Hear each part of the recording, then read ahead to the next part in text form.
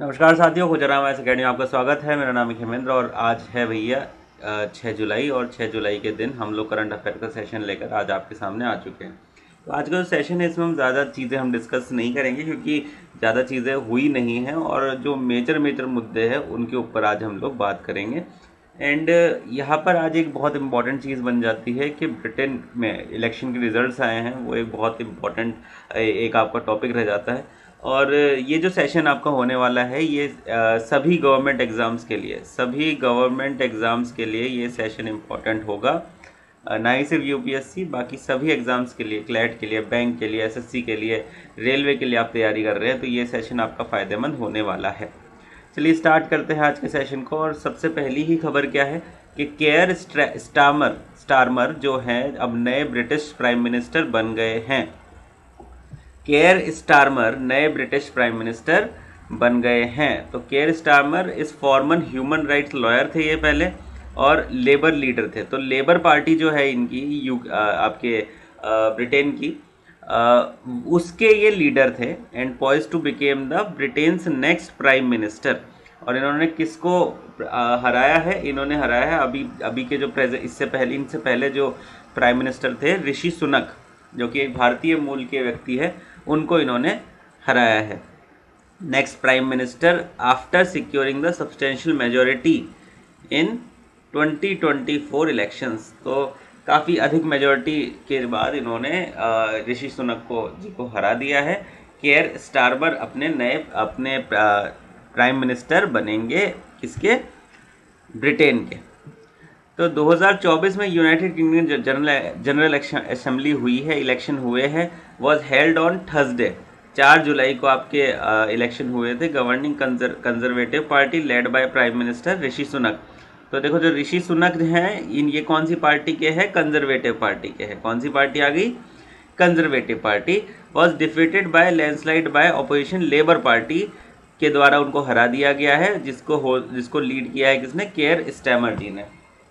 जो labour party है इसको टोटल नंबर ऑफ सीट्स कितनी मिली है? अपनी 411 सीट्स मिली है। 412 सीट्स मिली हैं इनको, केयर स्टारमर जी की लेबर पार्टी को, ध्यान रखेंगे। अच्छा, टोटल सीट्स कितनी है? टोटल सीट्स है 650। तो 650 में से 411 तो अकेले इनको ही मिल गई, तो फुल मेजॉरिटी इनके पास है ही है एक तरीके से। अच्छा, ये एक और इम्पॉर्टेंट पॉइंट बन के आता है यहाँ पे कि आपके जो ब्रिटेन की पार्लियामेंट है उसको क्या बोलते हैं? पार्लियामेंट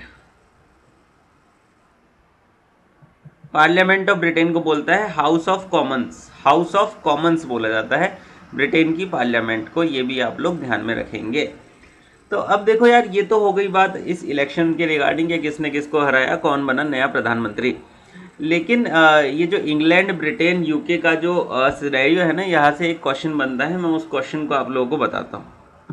तो देखो, ये जो पूरा डायग्राम आप देख रहे हो ये आपके टोटल आपका डायग्राम है यूनाइटेड किंगडम। अब यहाँ पे कहीं पे लिखा है वेल्स, ये देखो यहाँ पे लिखा है इंग्लैंड, यहाँ पे लिखा है वेल्स, यहाँ पे लिखा है स्कॉटलैंड। अच्छा, यहाँ पे लिखा है यूनाइटेड किंगडम, ठीक है। यहाँ पे लिखा है नॉर्दर्न आयरलैंड और यहाँ पे लिखा है आयरलैंड। अब कौन कौन से पोर्शन को क्या कहते हैं ये यहाँ पे जानना बहुत ज़रूरी है, ठीक है ना, क्योंकि ये अच्छा क्वेश्चन बन जाता है यहाँ पे। तो देखो, हम लोग सबसे पहले बात करते हैं कि भाई कौन से पोर्शन को ग्रेट ब्रिटेन कहते हैं। ग्रेट ब्रिटेन, जीबी, किस पोर्शन को कहते हैं? तो देखो, अगर मैं बात करूँ स्कॉटलैंड की प्लस इंग्लैंड की प्लस वेल्स की,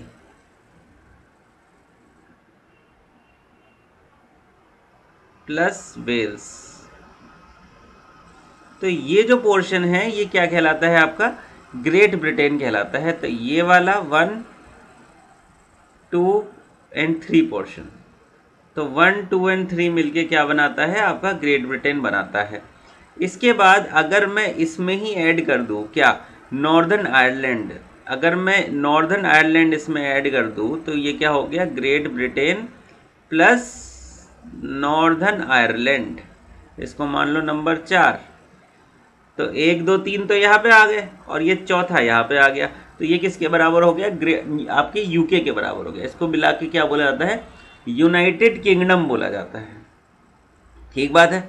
अच्छा, अगर मैं इन सभी को मिला दूँ, इन सभी पूरे के पूरे पोर्शन जितना है, इन सभी को अगर मैं मिला दूँ तो क्या बन जाएगा? ब्रिटिश आइल्स बन जाएगा।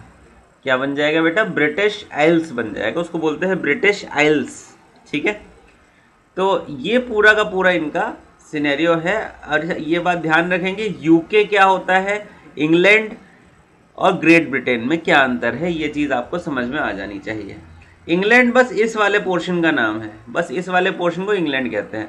ग्रेट ब्रिटेन क्या कहते हैं? इंग्लैंड, स्कॉटलैंड और वेल्स को मिला के ग्रेट ब्रिटेन बनता है। यूनाइटेड किंगडम क्या होता है? इंग्लैंड, स्कॉटलैंड, वेल्स और नॉर्दर्न आयरलैंड को मिला के आपका यूनाइटेड किंगडम बन जाता है।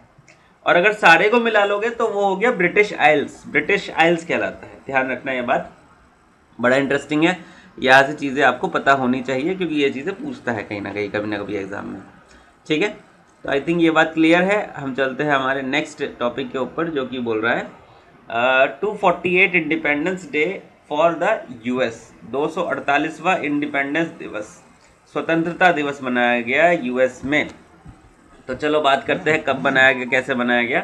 तो recently US celebrated 248th anniversary, 248वीं एनिवर्सरी सेलिब्रेट करी गई of the independence day on 4 जुलाई 2024। 4 जुलाई 2024 को 4 जुलाई को इंडिपेंडेंस डे बनाया जाता है यूएस का, और ये 248वीं एनिवर्सरी बनाई गई 4 जुलाई 2024 को। The US was declared sovereign nation after the adoption of Declaration of Independence by Second Continental Congress, ये उस टाइम की पार्टी थी। ऑन 4 जुलाई 1776 को इसको डिक्लेयर किया गया था कि भैया ये हमारा इंडिपेंडेंट है।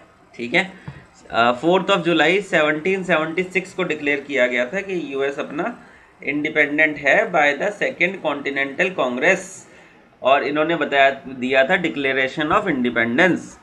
The day marked as a separation of British colonies from Great Britain. तो ऑब्वियसली जो ग्रेट ब्रिटेन था हमारा, जो मैंने पहले ही बताया था आपको, इसलिए मैंने पहले ब्रिटेन वाला लॉजिक क्लियर किया। तो जो ग्रेट ब्रिटेन था, इसने जगह जगह पे अपनी कॉलोनीज बना रखी थी ऑब्वियसली, और वहाँ पे रूल आउट करते थे। तो जो यूएस के लोग थे उन्होंने विद्रोह किया, और विद्रोह करके बोला कि भाई ब्रिटिश लोग आप यहाँ से प्लीज़ चले जाइए, और उनको वहाँ से भेज दिया 4 जुलाई 1776 को। ठीक है ना, उसके बाद में हुआ क्या? The struggle of independence began. अच्छा, वैसे अगर इसकी स्ट्रगल ऑफ इंडिपेंडेंस की बात करें तो 76 में इनको आज़ादी मिली थी, लेकिन इनका जो इंडिपेंडेंस का स्ट्रगल है ये 1775 में स्टार्ट हो गया था। The struggle of independence began in the 1775 when the 13 American colonies sought freedom from British rule under King George III। तो देखो 1775 में क्या हुआ, जो उस टाइम पे 13 कॉलोनीज थी अमेरिका के अंदर, उन 13 कॉलोनीज ने एक साथ मिलके ब्रिटिश रूलर्स को बोला कि भैया आप यहाँ से चले जाइए। और उस टाइम पे जो किंग थे वो कौन थे? King George III। तो किंग जॉर्ज III उस टाइम पे रूल कर रहे थे। तो देखो यार कितने पुराने टाइम से ये लोग चलते आए हैं। किंग जॉर्ज III उस टाइम पे थे 1775 में, और जब बंगाल अधिवेशन हुआ था उस टाइम पे किंग जॉर्ज V इनके मतलब इनके पोते रूल में थे। किंग जॉर्ज III के पोते। ठीक है, आगे बात करें। The conflict sparked the American revolution war, जो कि कब थी? 1975 से 83 के अंदर थी। Fuelled by the colonies desire to self governance and freedom from the obsessive British policies. तो देखो हुआ क्या, जब इस टाइप की ये बातें चल रही थी कि यार ब्रिटिश कॉलोनीज को बाहर भेजिए, तो एक कन्फ्लिक्ट स्पार्क्ड हो गया। और ये किसके बीच में हुआ, किस वजह से हुआ? अमेरिकन रिवॉल्यूशनरी वॉर इसको कहा गया। 1975 से 1983 तक ये हुई। Fuelled by the colonies desire to self governance. अब इसका बेसिक रीज़न क्या था कि जो भी कॉलोनीज थी वो सेल्फ गवर्नेंस लाना चाहती थी। ठीक है, वो चाहती थी भैया कि हमारी ही गवर्नेंस चले यहाँ पे। तो ये इसका एक बेसिक रीज़न था इस वॉर के होने का। एंड एक और रीज़न था कि फ्रीडम फ्रॉम द कि ब्रिटिश की पॉलिसीज़ हमको पसंद नहीं आ रही है तो उनको बाहर भगाइए, ये उनका एक और रीज़न था। ठीक है ना। उसके बाद बात करें तो American colonies voted to declare the independence on 2 July 1776। तो सारी कॉलोनीज ने मिलके वोट किया कि भाई हमको इंडिपेंडेंस चाहिए। 2 जुलाई 1776 को 2 days before the declaration was approve and 12 of the 13 colonies officially decided to serve political ties with the Great Britain। ठीक है ना। तो आई थिंक इनको आज़ादी मिल गई 4 जुलाई 1776 को।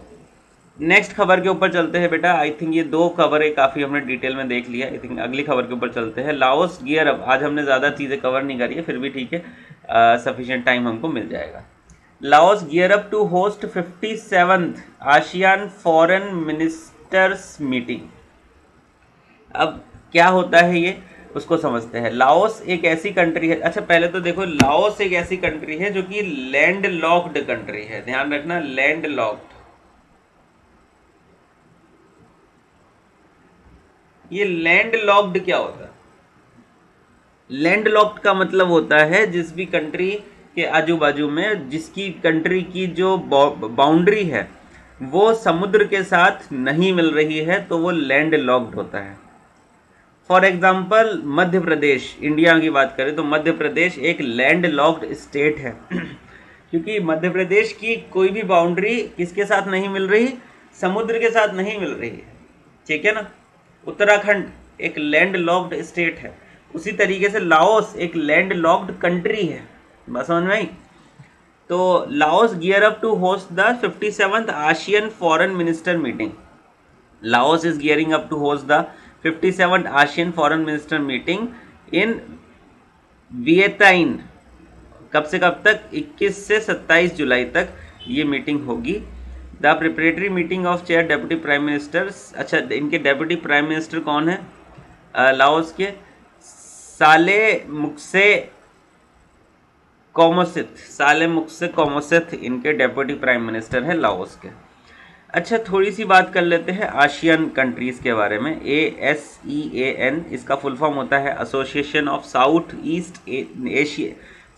East Asian Nations. Association of south east Asian Nations. तो कौन कौन सी कंट्रीज़ है इसमें, पहले तो ये समझ लो। तो यहाँ पे इसमें टोटल आसियान के अंदर 10 कंट्रीज़ है। टोटल 10 कंट्रीज़ होती हैं। एक हो गया Brunei, Cambodia, Indonesia, Laos, Malaysia, Myanmar, Philippines, Singapore, Thailand और वियतनाम। तो ये 10 कंट्रीज़ है आसियान के अंदर, association of south east Asian Nations के अंदर। बात समझ में आ गई। और इसका हेडक्वार्टर कहाँ पर है? जकार्ता में है, इंडोनेशिया में। इसका हेडक्वार्टर कहाँ पर है? जकार्ता, इंडोनेशिया में इसका हेडक्वार्टर है। और अगर बात करें इसके सेक्रेटरी जनरल कौन है? सेक्रेटरी जनरल आसियान के हैं कौन? काओ किम हुरन। काओ किम हुरन इसके सेक्रेटरी जनरल है आसियान के। तो आज दोस्तों हम इतना ही रखते हैं और आई थिंक यहाँ पे ठीक ठाक हमने इन्फॉर्मेशन यहाँ पे आपको दे दी है। अब मैं मिलूंगा आपसे कल के वीडियो में। तब तक के लिए अपना ध्यान रखिए, अच्छे से तैयारी करते रहिएगा। धन्यवाद।